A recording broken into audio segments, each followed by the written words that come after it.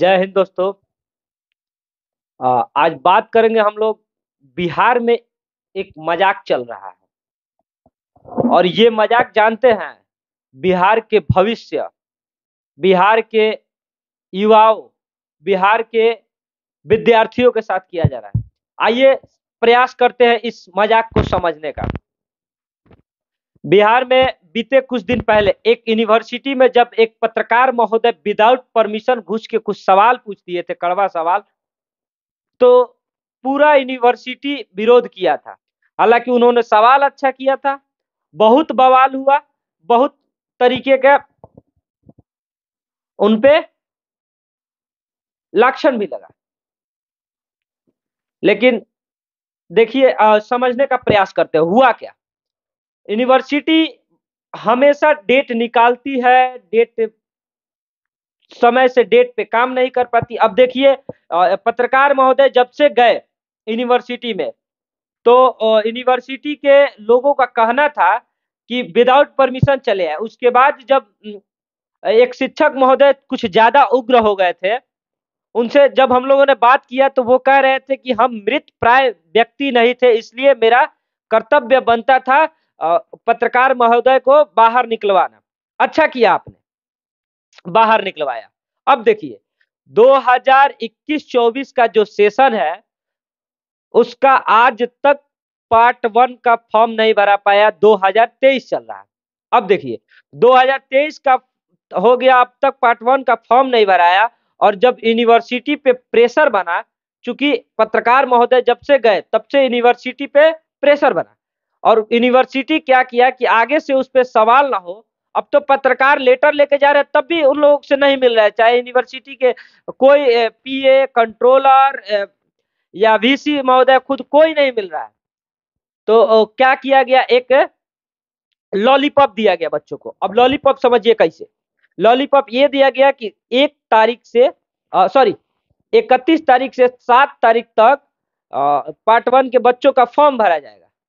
अब जरा सोचिएगा, इसी में 31 से फॉर्म भराना है और 1 तारीख से इंटरमीडिएट के बच्चों का एग्जाम है। यानी 1 तारीख से एग्जाम है, 31 से पार्ट 3 का फॉर्म भरा जाएगा, और 31 को जब बच्चे पहुंचते हैं फॉर्म लेने, तो पता चलता है कि उनका रजिस्ट्रेशन नहीं आया अभी तक। अब बताइए, आप ही लोग बिना रजिस्ट्रेशन का फॉर्म भरा पाएगा? क्या मजाक कर रहे हैं भाई आप लोग। फॉर्म भरने से मतलब नहीं है।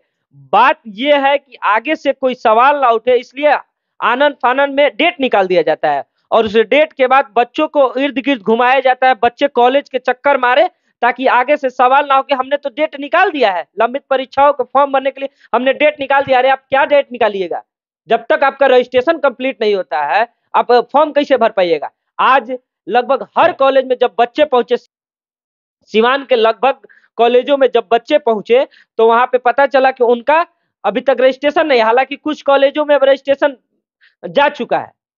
अब उसका भी तमाशा समझिए। जो कंट्रोलर महोदय है, उनके सिग्नेचर के बाद ही रजिस्ट्रेशन अप्रूव होता है, और कंट्रोलर महोदय छुट्टी पे थे।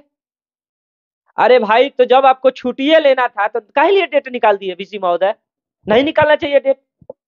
अब हमको तो लगता है कि आप लोग उसी के काबिल हो। उस दिन तो हम लोग को बुरा लगा था कि पत्रकार महोदय शायद परमिशन लेके गए होते, लेकिन आप लोग उसी के काबिल हो।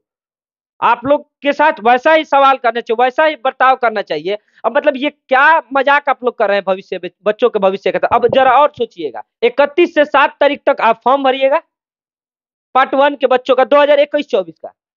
31 को आपका रजिस्ट्रेशन नहीं आया होता है, यानी 31 को कोई फॉर्म संबंधित कार्य नहीं होता है। और 1 तारीख से इंटरमीडिएट का एग्जाम है, इंटरमीडिएट का एग्जाम 1 तारीख से 11 तारीख तक है। एग्जाम सेंटर पे आप धारा 144 लगा के रखिएगा, यानी 100 मीटर तक कोई वहां पे नहीं जा सकता है।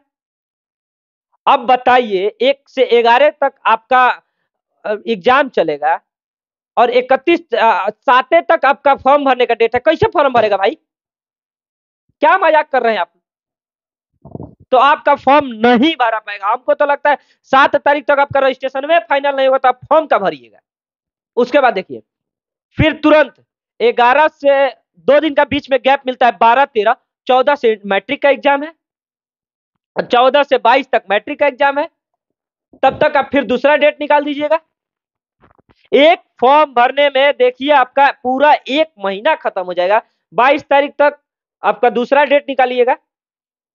तब तक फॉर्म नहीं भरा पाएगा जब तक एग्जाम क्लियर नहीं होगा। 22 के बाद आप क्या कीजिएगा कि विलंब शुल्क के साथ आप फिर डेट निकालिएगा।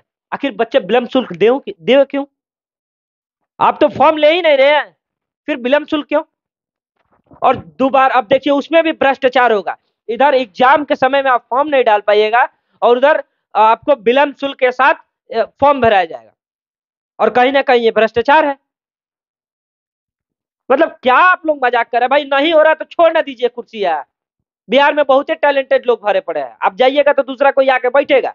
ऐसा नहीं है कि बिहार कभी के यूनिवर्सिटीज को कभी वीसी नहीं मिला है, कभी कंट्रोलर नहीं मिला है। क्या मजाक आप लोग किए रहते हैं?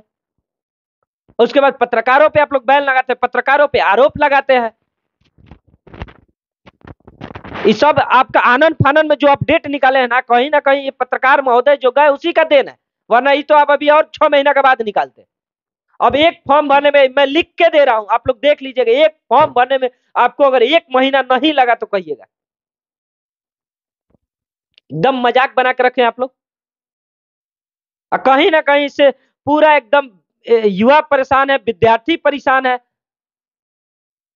अब देखिए जो शिक्षक महोदय उस दिन मीटिंग के दौरान जब पत्रकार महोदय गए थे तो उग्र हो गए थे, उनकी भी बातें हम आपको आगे सुनाने का प्रयास करेंगे कि वो क्या कहते हैं। जब पत्रकार लेटर लेके जाता है बाज़ाब्ते, तब भी तो कोई नहीं मिलता है।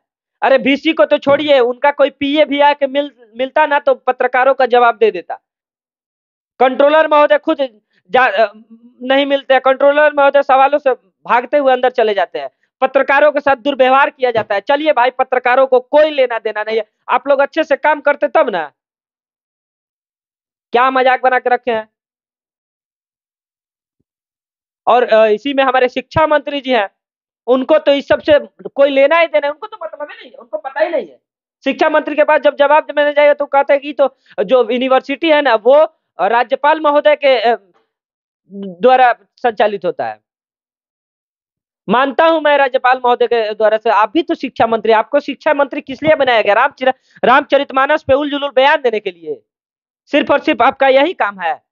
और देखिए ऐसा नहीं है कि शिक्षा मंत्री जी अज्ञानता के चलते रामचरितमानस पे बयान दिया, ऐसा नहीं है, बल्कि असल मुद्दों से भटकाने के लिए रामचरितमानस पे बयान देकर सारे लोगों को उधर उलझाया जाता है।